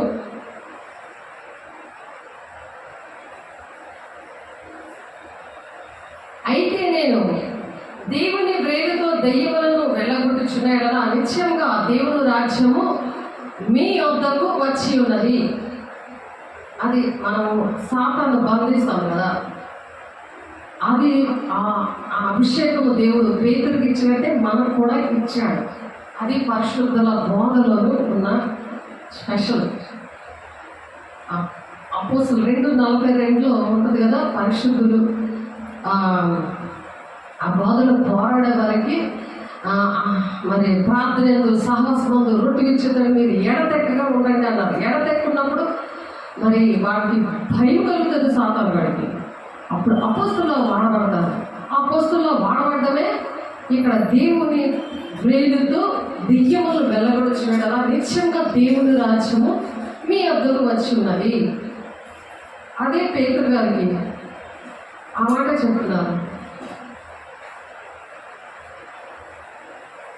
భూలోకమందు దేని బంధితువో అది పరలోకమందును బంధింపబడును, భూలోకమందు దేని విప్పుదువో అది పరలోకమందును విప్పబడనని అతనితో చెప్పాను. పరలోక రాజ్యం మన మధ్యనే ఉన్నది. దేవుని సన్నిధి ఎక్కడ ఉందో, ఎక్కడైతే ఆలయము దేహమే దేవుని ఆలయంగా ఉన్న ఆలయము అటువంటి వారు సంఘంలో ఉన్నారో, లేకపోతే అది హస్తకృత ఆలయంలో దేవుడు ఉండడం అని చెప్తున్నాడు. అలా రాయలసీమ నుండి వచ్చినప్పుడు మరి రమేష్ గారు ఆయన చెప్పిన సాక్ష్యం అది. అక్కడ ఉంది దేవుడు ఇక్కడ పంపించారు, నా బిడ్డ అక్కడ ఉంది అని చెప్పి మీ క్వశ్చన్లన్నిటికీ ఆన్సర్లు ఇస్తాను, నేను అక్కడే మాట్లాడతానని 11 సంవత్సరాల నుండి దేవుడు మరి మాట్లాడలేదు. ఆయన అడిగినా సరే దానివల్ల నేను ఎంతో బలపడ్డాను. ఆ సాక్ష్యం బట్టి సాక్ష్యము ఎదుటి మనిషిని బలపరుస్తుంది, అహంకారం చూపించడానికి కాదని. ఆయన కృప ద్వారా రక్షించుకున్నాడు. ఆయన మనల్ని ఆయనకి ఇష్టంగా ఉండి ఆ రక్షణ కాపాడుకుంటే దేవుడు ప్రతి ఒక్కరికి ఆ రక్షణ దయచేస్తాడు. ఆయన జీవిస్తాడు మనలో. కాబట్టి ఇక్కడ తన శిష్యులు ఖండితంగా ఆజ్ఞాపించాడట, ఈ విషయాలు ఎవరికి చెప్పద్దని. ఇప్పుడు పేతురుకి ఏ విషయాలు చెప్పాడో ఆ విషయాలు ఎవరికి చెప్పద్దని చెప్పాడు. అప్పటి నుండి తాను యెరూషలేములకు వెళ్ళి పెద్దల చేతను, ప్రధాన యాజకుల చేతను, శాస్త్రుల చేతను అనేక హింసలు పొంది చంపబడి 3వ దినమున లేచిన అగత్యమని యేసు తన శిష్యులకు తెలియజేయ మొదలు పెట్టగా పేతురు ఆయన చేయి పట్టుకొని, ప్రభువా అది నీకు దూరమోగును గాక, అది నీ కన్నడను కలుగదని ఆయన గద్దింపసాగాను. అట్టి విధంగా దేవుని రాజ్యం కట్టే వారికి ఆటంకంగా ఉన్నారా? ఏ ఆత్మ ఉంది? ఆయన జీవాత్మ ఉన్నదా? ఆయన జీవిస్తే రక్షణ అలా కొనసాగించుకుంటారు. మరి 2 నిమిషాల్లో ఇందాక పరలోకపు తాళపు చెవులు ఇస్తానన్నారు, నీ మీద నేను సంఘాలు కడతానని చెప్పాడు ఆయన. పాతాళంలో ద్వారాలు నిన్ను చూసి వణుకుతాయని చెప్పాడు ఆయన. కానీ తండ్రి చిత్తము యేసయ్య చెప్తుంటే నీకు అలా జరగకూడదు అని గట్టిగా చేయి పట్టుకొని గట్టిగా గద్దించినట్టు మాట్లాడితే సాతాను నా వెనక్కి వెళ్ళిపో అన్నాడు ఆ పేతురునే. అలా ఉన్నామా మనం అనే రోజు అనుదినము మనము చెక్ చేసుకుందాం. అందుకు దేవుడి ఈరోజు మనతో మాట్లాడుతున్నారు.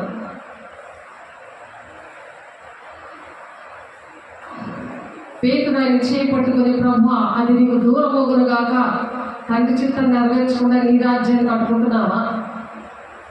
ఏ మాటలు మాట్లాడుతున్నావు? అనుదినము రక్షణ సువార్తను ప్రకటించాలంటే నీకు రక్షణ లేదు కాబట్టి నువ్వు ప్రకటించలేకపోతున్నావు. రక్షణ ఉంటే ప్రకటిస్తారు కదా, ఆలోచించండి. రక్షణ ఉంటే ప్రకటిస్తారు కదా, ఆ రక్షణ కాపాడుకోలేకపోతే ప్రకటించలేరు. అది మనం చెక్ చేసుకోవాలి. అయితే ఆయన పేతురు వైపు తిరిగి, సాతానా నా వెనుక పొమ్ము, నీవు నాకు అభ్యంతర కారణమై ఉన్నావు, నీవు మనుషుల సంగతులనే తలంచుచున్నావు. నువ్వు సమస్యల వైపే చూస్తున్నావు, దేవుని సంగతులు చూడట్లే. ఎంత చెప్పినా నీవు అర్థం చేసుకోవట్లే. అందుకే నీ ఇల్లు చెదరబెట్టేసింది. సాతానా నా వెనక్కి వెళ్ళిపో అంటున్నాడు దేవుడు. ఇల్లు కొనుక్కొని ఇల్లు డబ్బులు ఇవ్వలేదు, ఆ డబ్బులు ఇంకా పెండింగ్ పెట్టి ఆ పెండింగ్ డబ్బులతోటి నేను చదవలో నేను అన్ని బాగు చేయించుకున్నామా అని సాతాను ఆలోచిస్తున్నాం కదా. దేవుని డబ్బులు ఇవ్వకుండా అక్రమంగా వెళ్ళి అక్కడికి వెళ్ళి అన్ని ఇచ్చేసినందుకు అందుకు దేవుడు మాట్లాడుతున్నారు. దేవుని బిడ్డ నీకోసమే మాట్లాడుతున్నారు. నిన్ను ఎంత ప్రేమిస్తున్నాడు, నీ సేవకులు ఎంత కన్నీరు పెడుతున్నారు, నీకోసం ప్రార్థన చేస్తున్నారు, ఎంత ఉపవాసం ఉంటున్నారు, ఎంత రేయి పగలు నీకోసం కన్నీరు గారుస్తున్నారు. నీతో మాట్లాడినప్పుడు అర్థం చేసుకోవాలి, ఇది దేవుడు వింటున్నాడు కదా, దేవుడు తీర్పులో లెక్క పెడతాడు, నిలబెడతాడు. నువ్వు శరీరంతో జరిగించిన మంచివే సరే చెడ్డవే సరే న్యాయపీఠం ముందు మనం ఆయనకి లెక్క చెప్పాలి. ప్రతి విషయంలో కూడా లెక్కే ఆయనకి. అందుకే నువ్వు అన్యాయంగా దేవుడు డబ్బులు దొంగిలిస్తే అది మంచిది కాదు, అది శాపగ్రస్తుగా ఉంది వాక్యం. మనకి 3:9 మీరు దేవుని దగ్గరే మీరు దొంగిలించేశారు. నువ్వు పరిశుద్ధులకు అప్పచెప్పిన బోధలో పోరాడకుండా ఇష్టం వచ్చిన దగ్గరికి తిరిగి అక్కడ ఇచ్చేసావు, మరి ఎక్కడ ఇచ్చేసావు అది దేవుడికి తెలుసు. అవన్నీ అక్రమాల కింద లేకపోవచ్చేస్తాయి. అది క్రమం కాదు కదా నడవడం. ఆ బోధలోనే పోరాడడం అన్నాడు కదా, అక్కడే ఉండమన్నాడు కదా. నిన్ను ఎవరు ఆశీర్వదిస్తారు దీవిస్తారు వాళ్ళ దగ్గర పారిపోమని చెప్పలేదే, ఎలా జవాబులు వస్తాయి దానికి? అవన్నీ ఒప్పుకున్నప్పుడు విడుదలిస్తాడు దేవుడు. మనల్ని ప్రతి ఒక్క మరి కోట్ల మధ్యలో నిలబెట్టి మరి అడుగుతాడు ఆయన. బహుమానాలు కూడా అందరి మధ్యలో పేర్లు పిలిచి మరి ఇస్తాడు. కానీ దేవుని ఇంట్లో అనేకమైన నివాసములు ఉన్నాయి అని చెప్తున్నారు. లేని మీతో చెప్తాను, నేను మరల వచ్చి మిమ్మల్ని తీసుకెళ్తాను, మీకు స్థలం సిద్ధపరచ వెళ్తున్నాను అన్నాడు ఆయన. ఆయన విజ్ఞాపన చేస్తున్నాడు. దేవుని బిడ్డ నీ కోసం నా కోసం విజ్ఞాపన చేస్తాడు, కన్నీరు పెడుతున్నాడు ఆయన. ఆయన తండ్రి చిత్తాన్ని నెరవేర్చి ఎవరైతే అలా జయం పొందుకుంటారో వాళ్ళు నా సింహాసనం మీద కూర్చొని పెట్టుకుంటారు అంటున్నాడు. ఆయన అంత ప్రేమిస్తుంటే మనం దేవుని మాట మనం వినకపోతే, మన రక్షణ కాపాడుకోకపోతే మన చదవ పట్టదా? ఆయన డబ్బులు దొంగిలిస్తే, దేవుని ఆజ్ఞలు పాటించకుండా ఆయన రక్షణ కోసం నువ్వు చెప్పకపోతే తన ప్రాణాలను రక్షించుకున్నవాడు దాన్ని పోగొట్టుకుంటాడని చెప్తాడు. నువ్వు నీ ప్రాణాలు రక్షించుకుంటున్నావు, ఇతరుల ప్రాణాలు రక్షించడం పని నీకు చెప్తే నీ ప్రాణం కోసమే ఏం తిందుమా, ఏం త్రాగుమా, ఏం భుజిదమని భూలోక సంబంధమైన వాటి కోసమే ఎదుగుతున్నావు, నీ సమస్యల కోసమే ఎదుగుతున్నావు. కానీ పరలోక సంబంధమైన విషయాలు పట్టించుకోవట్లేదు అని దేవుడు దుఃఖపడుతున్నాడు. దేవుని బిడ్డ అందుకే మందిరం అనేది ఉండాలి. నీ ఇల్లే దేవుడు మందిరంగా ఉండాలి. నువ్వు సన్నిధికి రాలేకపోతున్నావేమో, దూరంగా ఉన్నావేమో, సేవకులతో నువ్వు కాంటాక్ట్లో ఉండాలి. కాబట్టి నీ జ్ఞానులకు వివేకులకు ఈ సంగతులు మరుగు చేసి పసిబాలులకు బయలుపరిచిదమని నిన్ను స్తుతించుచున్నాను. పసిబాలు లాంటి మనసు హృదయంలో ఏం పెట్టుకోరండి, అన్ని విడవచ్చి చక్కగా చెప్తారు. పసిపిల్లల లాంటి మనసు దేవుడు రక్షణ పొందుకున్న వాళ్ళ మనసు అది. వాళ్ళు ఏమనుకుంటారు అంటే నాటాలు లేకపోతే నేను దేవుడు ఎక్కడ అడుగుతాడు. వాళ్ళు ఏమైనా చదవలు బట్టి వాళ్ళ పురుగులు బట్టి అవేంటవి రోకల పండ్లు జంతువులు అవన్నీ హృదయంలో ఉన్నాయి. అలా పాడిపోతే దేవుడు నేను ఎక్కడ అడుగుతాడు దేవుడు బిడ్డ. అందుకనే నీకు బయలుపరచకుండా పసి బాలుడికి అంటే దేవుని పిల్లలకి బయలుపరుస్తున్నాడు. ఇప్పుడు మత్తయి 11:25 నీవు జ్ఞానులకు వివేకులకును ఈ సంగతులు మరుగు చేసి పసిబాలులకు బయలుపరిచినావని నిన్ను స్తుతించుచున్నాను. బయలుపరిచాడు కదా, ఏదో విధంగా నీకు అప్పచెప్పాడు కదా, ఆ మాటలు నీకోసం మాట్లాడాడు కదా, నీకోసం నీకు ఆలోచిస్తున్నాడు కదా. ఆయన నిన్ను విడిచిపెట్టేలేదు కదా. నువ్వు సరి చేసుకుంటే నేను దీవించడానికి, నేను ఆశీర్వదించడానికి, నీ దేహము దేవుని ఆలయంగా ఉండడానికి, కొరతలేని ఆత్మతో నేను నింపడానికి దేవుని బిడ్డ నిన్ను ఆశపడుతున్నాడు, నిన్ను ప్రేమిస్తున్నాడు. నీ సేవకుల కన్నీళ్ళు బట్టి నిన్ను ఆశపడుతున్నాడు. ఆయన నేను ప్రేమించి మాటలు చెప్తున్నాడు. దేవుని బిడ్డ ఒకసారి ఆలోచించు.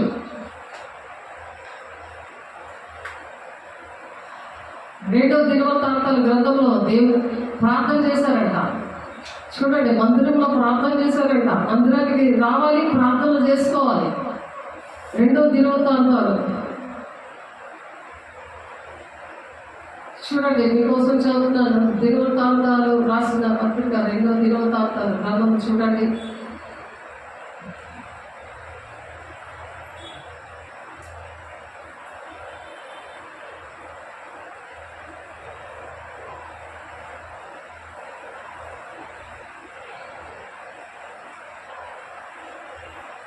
ఆరో అధ్యాయము 19 నుండి 27 వచనాలు. ఆరో అధ్యాయము 19 నుండి 27 వచనాలు. రెండవ దినవృత్తాంతాలు రాసిన పత్రిక 6వ అధ్యాయము 19 నుండి 20 వచనాలు. యెహోవా దేవా యెహోవా నీ సేవకుడు నీ సన్నిధిని ప్రార్థన ఎందుకు విన్నపమునందును లక్ష్యం ఉంచి నీ సేవకుడనైన నేను ప్రార్థన పెట్టు మొరను ఆలకించు. నా సేవకురాలు కుమార్తెను ఒకసారి దీవించయ్యా, ఆమె ప్రార్థన వినయ్యా అని అస్తమానికి ప్రార్థన చేస్తుంటే అలా వినుకోని వస్తున్నాడు. ఆ రక్షణ కాపాడుకోవాలి కదా, తండ్రి చిత్తం ఏంటో దేవుడు ఏంటో అప్పచెప్పారో అవి చెయ్యాలి కదా. నీ సేవకులు ఈ స్థలము తప్పి తిరిగి విన్నపములను వినుటకైన నామమును అచ్చట ఉంచదనని నీవు సెలవిచ్చిన స్థలమున ఉన్న ఈ మందిరము మీద నీ కనుదృష్టి రాత్రింబవళ్ళు నిలుచును గాక అని చెప్పి ప్రార్థన చేస్తున్నాడు దావీదు భక్తుడు. మరి నీ సేవకుడును నీ జనువులైన ఇశ్రాయేలును ఈ స్థలము తప్పి తిరిగి చేయబో ప్రార్థనలను నీవు ఆలకించము. ఆకాశమునున్న నీ నివాస స్థలమును ఆలకించము. ఆలకించినప్పుడు క్షమించుము. ఇంటికి వెళ్ళి ప్రార్థన చేయడము, ఆలయంలో ప్రార్థన చేయడం సేవకులు వచ్చి ఇంకా తిరుగుబాటు స్వభావమే ఉండి నీ సమస్యల వైపే చూస్తుంటే దేవుని వైపు చూడకుండా తండ్రి చిత్తం ఏంటో నువ్వు నెరవేర్చకుండా ఆయనకి ఇష్టమైన పనులు చేస్తే నీకు ఏది కావాలో ఆయన పనులు తెలుసు ఆయన చేస్తానంటున్నాడు. మొదటి 3:21 ప్రకారం ఆయన చేస్తానన్నాడు. ఆయన ఎందు ఉండాలి, నా ఇంటి మీద మీ ఎందుకు నా మాటలు ఉంటేనే మీరు ఏది అడిగితే నేను అది చేస్తానంటున్నాడు. ఎవడైనా తన పొరుగు వాని ఎడల తప్పు చేసినప్పుడు అతని చేత ప్రమాణము చేయించుటకే అతని మీద ఒట్టు పెట్టబడి ఆ ఒట్టు ఈ మందిరమందుండు నీ బలిపీఠం మీదకి వచ్చినప్పుడు దేవుడు చూపించాడు. బలిపీఠం మీద వచ్చి దగ్గరకు ఉంటే ఒళ్ళంతా వేలు కొద్ది ఆ లోకల పక్కలు వచ్చేసాయి, మేదకి లోపల ఉన్నవన్నీ బయటకు వచ్చేసాయి, మేఘాలంతా ఉన్నాయి. దేవుడు చూపించాడు రావాలి కదా మందిరానికి. ఎవడైనా తన పొరుగు వారి తప్పు చేసినప్పుడు అతని చేత ప్రమాణం చేయించుటకే ప్రమాణం చేయించాలి. తప్పు చేసినప్పుడు ప్రమాణం చేయించాలి. సేవకులు తప్పైపోయిందయ్యా క్షమించు అని చెప్పాము. అలాగే అన్ని కార్యాలు దేవుడు అద్భుత కార్యాలు చేశాడు. మా ఇల్లు కూడా దేవుడు దేవాలయం లాగే ఉంటుంది. అక్కడ కూడా ఎన్ని చీకట్లో వెళ్ళిపోయి ఎన్ని బంధకాలు దేవుడు విడిపించాడు కుటుంబాలకి. అక్కడ ఉన్న బ్లాక్లో ఉన్న వారికి, మరి బయట నుండి వచ్చిన వారికి, అరకువేల నుండి వచ్చిన వారికి, ఇంగ్లపల్లి నుండి వచ్చిన వారికి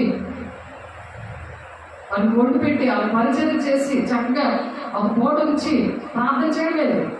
రూతు కుటుంబానికి గుండె నొప్పు, జస్ట్ క్యాన్సర్, రక్తస్రావం, పొట్టిగా ఉన్న పిల్లలు పొడుగ్గా ఎదిగారు పరిచయం చేస్తున్నప్పుడు.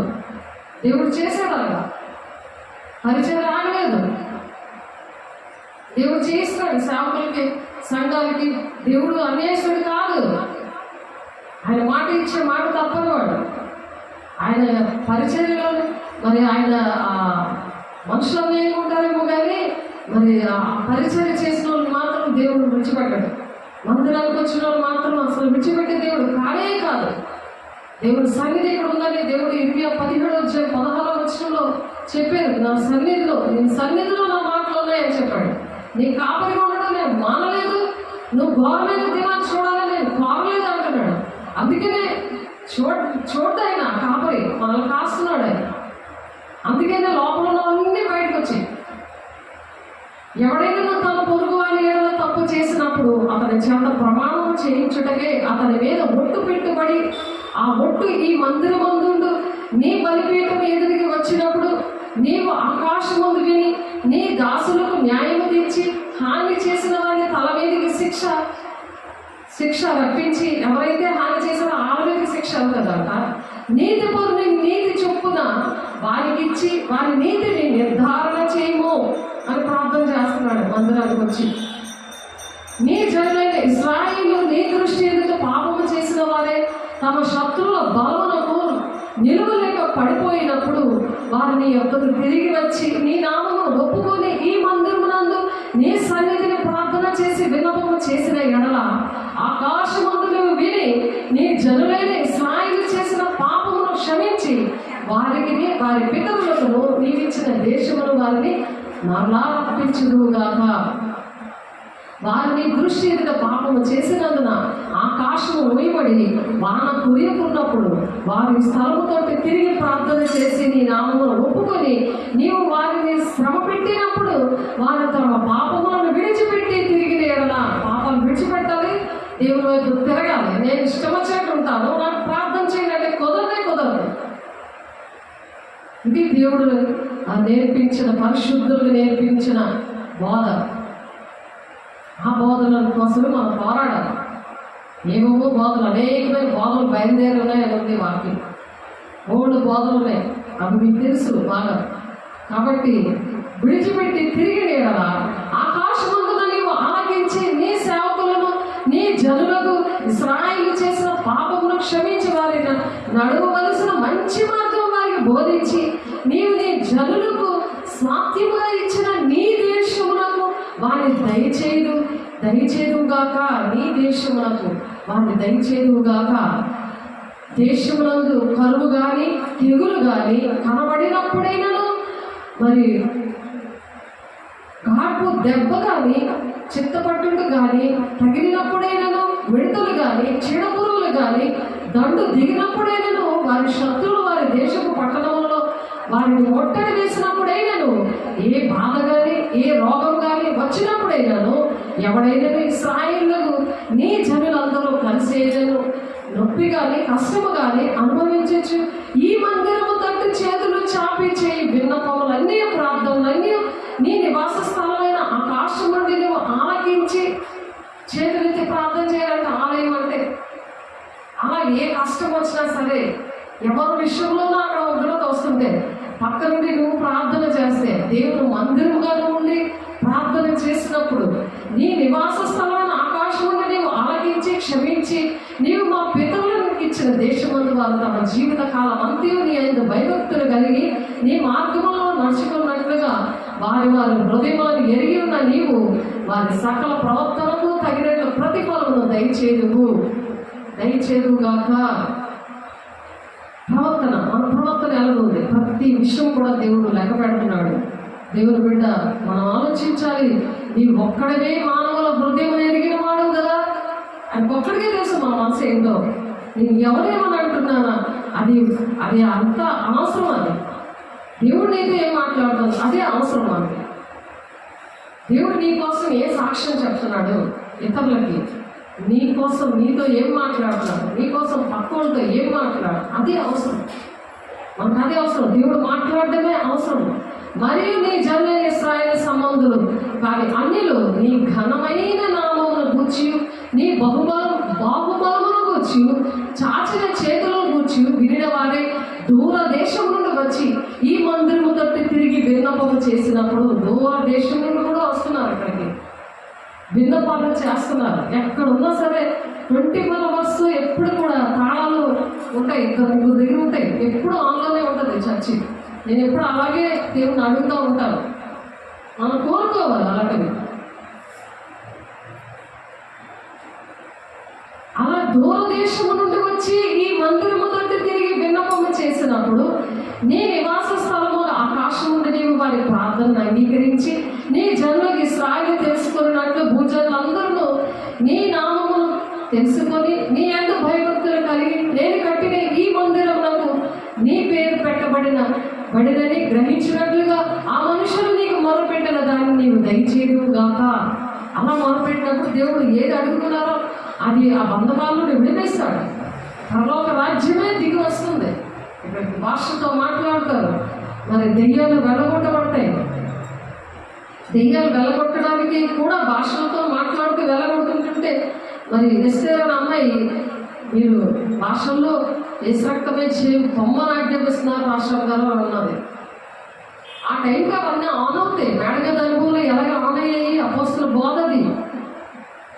8 సంవత్సరాలు 8 ఏరియాల్లో మరి 25 సంవత్సరాల అనుభవంతో దేవుడు నాకు నేర్పించాడు. నా జీవితం అంకితం చేసుకుంది భక్తి నేర్పించమనే నేను అంకితం చేసుకున్నాను. ఎవరు కూడా అలాగా జీవితాలు పాటు చేసుకోకూడదు అని కుటుంబాలు కట్టడానికి దేవుడు మతం కులం భేదం లేకుండా దేవుడు ప్రేమతో దేవుడు నాకు ఈ మాస్ ఏరియాలోనే దేవుడు నన్ను వాడుకుంటున్నాడు, 8 ఏరియాలు కూడా. కాబట్టి నీ జనులు నీవు పంపిన మార్గం అందు తమ శత్రువులతో యుద్ధము చేయనికే బయలుదేరి ఉద్దేశించి నీవు కోరుకున్నది పట్టణము తట్టును నీ నామమునకు నేను కట్టించిన ఈ మందిరము తట్టు తిరిగి విన్నపము చేసిన ఎడల ఆకాశము నుండి నీవు వారి విన్నపమును ప్రార్థనను ఆలకించి వారి కార్యమును నిర్వహించుదువు గాక. ఆమేన్. కాబట్టి అలాగా దేవుడు సమస్యల నుండి విడిపించడానికి ఇష్టపడుతున్నారు. పాపము చేయవాడెవడును లేడు గనుక వారు నీ దృష్టి ఎదుట పాపము చేసినప్పుడు నీ వారి మీద ఆగ్రహించి శత్రువుల చేతికి వారిని అప్పగింపగా చెరపట్టు వారు వారిని దూరమైనట్టు కానీ సమీపమైనట్టు కానీ తమ దేశములకు పట్టుకొని పోగా వారు చెరకపోయిన దేశమందు బుద్ధి తెచ్చుకొని మనసు తిప్పుకొని మేము పాపము చేసేది దోషమైతే భక్తిహీనులుగా నడిచిమని ఒప్పుకోవాలి. ప్రతిదీ భక్తిహీనంగా నడిచినవన్నీ కూడా ఒప్పుకోవాలి. అలా ఒప్పుకొని తాము చెరలో ఉన్న దేశమందు పూర్ణ హృదయముతోను పూర్ణ ఆత్మతోను నీ ఎద్దుకు మళ్ళుకొని తమ పితరులకు నీవు ఇచ్చిన తమ దేశం మీదికి నీవు కోరుకునే ఈ పట్టణం మీదికి నీ నామ ఘనత కొరకు నేను కట్టించిన ఈ మందిరం మీదికి మనసు త్రిప్పి విన్నపము చేసిన ఎడలా మందిరం మీదకి నువ్వు మనసు తిప్పుకొని నువ్వు దేవుడు ఇక్కడ ఏదైతే నీకు చేయమన్నాడో అవి నువ్వు చేస్తే దేవుని బిడ్డ ఆత్మీయ బిడ్డలతో మాట్లాడుతున్నారు. అనేకమైన మేలు పొందుకున్నారు. 8 ఏరియాల్లో ఉన్నవాళ్ళు కూడా నీ నివాస స్థలము ఆకాశం నుండి నీవు వారి విన్నపమును ప్రార్థనను ఆలకించి వారి కార్యమును నిర్వహించి నీ దృష్టి ఎదుట పాపము చేసిన నీ జనులను క్షమించుదువుగాక. అలా విన్నపాలు చేస్తున్నప్పుడు దేవుడు ఆ పాపమును క్షమిస్తాడంట. నా దేవా, ఈ స్థలమందు చేయబడు విన్నపము మీద నీ కను దృష్టి ఉందువుగాక, నీ చెవులు దాన్ని ఆలకించునుగాక. నా దేవా యెహోవా, బలమునకు ఆధారమగు నీ మందసమును దృష్టించి లేము, నీ విశ్రాంతి స్థలమందు ప్రవేశించుము. దేవా యెహోవా, నీ యాజకులు రక్షణ ధరించుకుందురుగాక. నీ భక్తులు నీ మేళ్ళు బట్టి సంతోషించుదురుగాక. మేళ్ళు అప్పుడు వస్తాయి, రక్షణ అప్పుడు వస్తుంది. అలా సంతోషం వస్తుంది. దేవుని బిడ్డ, దేవా యెహోవా, నీవు నీ చేత అభిషేకము నొందిన వానికి పరాజముఖుడువై ఉండకము నీవు నీ భక్తుడైన దావీదునకు వాగ్దానం చేసిన కృపలను జ్ఞాపకము చేసుకున్నాము. దేవుడు అనేకమైన వాగ్దానాలు మనకు కూడా ఇచ్చారు.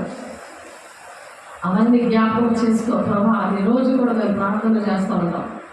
ఇంట్లో కూడా బలిపీఠము, ఇక్కడ కూడా బలిపీఠము, సన్నిధిలో కూడా. అందుకనే దేవుడు వెంటనే దేవుడు కార్యాలయం చేస్తూ ఉంటాడు. క్యాన్సర్ పేషెంట్ అలా వేసేసారు, రక్తం తీసుకున్నాడు. ఒక్కసారి వెంటనే ఆ కాయ పగిలిపోయింది, సాక్ష్యం చెప్పాడు. వెంటనే చెప్పమని అడగలేదు, నేను చెప్తాను అనుకుని నిలబడ్డాడు.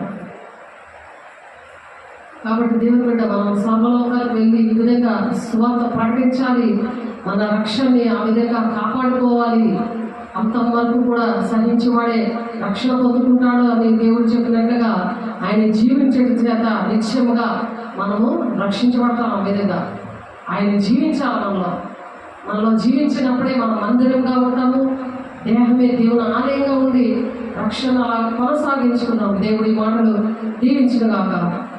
ప్రార్థన చేసుకుందాం. పరిశుద్ధుడా, ప్రేమ గల దేవ, అభిషేకుడా, నీకు వందనాలు. మహిమ గల దేవ, అయ్యా మాతో మాట్లాడిన దేవ తండ్రి, నాయన ఏమిచ్చి మీరు రుణము తీర్చగలరు నాయన. అల్పులము, అయోగ్యులం, ఎన్నిక లేని వారు, ఏ మనిషి లేని వారు ప్రభా. పరిశుద్ధాత్మ దేవ, మీరేనాయన నా మందిరము మీ మధ్య ఉంచుతాను అంటున్నావు నాయన. మీ అందు నా మనస్సు అసహ్యపడదని చెప్తున్నా ప్రభా. మధ్య ఉన్నప్పుడు ప్రభా, మీ మందిరం మా మధ్య ఉన్నప్పుడు అయ్యా నా తండ్రి, మా మనసులో నా తండ్రి నీకు అసహ్యంగా ఉండదు అని చెప్తున్నావు ప్రభా. అయ్యా భయపడదుము, పేరు పెట్టి నేను పిలిచాను, నీవు నా సొత్తు అని చెప్తున్నావు అయ్యా. 43:11 ప్రభా నాయన నీ సొత్తుగా మేము ఉన్నామయ్యా. చేతులు ఎత్తినే ప్రతి ఒక్క బిడ్డల్ని దీవించండి. నీ సొత్తుగా నేను బిడ్డల్ని ఏర్పాటు చేస్తున్నా దేవా. అయ్యా నా తండ్రి మీకు వందనాలు ప్రభా. అయ్యా తండ్రి నీ 1,00,000 వందనాలు. మహిమగల దేవా, 2వ దినవృత్తాంతాలు 6వ అధ్యాయం నా తండ్రి మీరు మాట్లాడారు ప్రభు. నా తండ్రి ఆయన నీకు వందనాలు. 19వ వచనం నుండి 27 వచనాలు అయ్యా అనుకున్నాను మీరు మాట్లాడారు ప్రభు. ఆ విధంగా సరి చేసుకొని మనసులో దయచేయండి అయ్యా. నీ కృపాభద్రపరచండి. వాక్యం నూరంతలుగా ఫలింపు దయచేసి అయ్యా ఆటంకపరుస్తున్న ప్రతి దురాత్మ శక్తులారా యేసు నామములో లయమైపోవాలిగా, మహిమగల నామములో కాలిపోవాలిగా చేస్తున్నాము.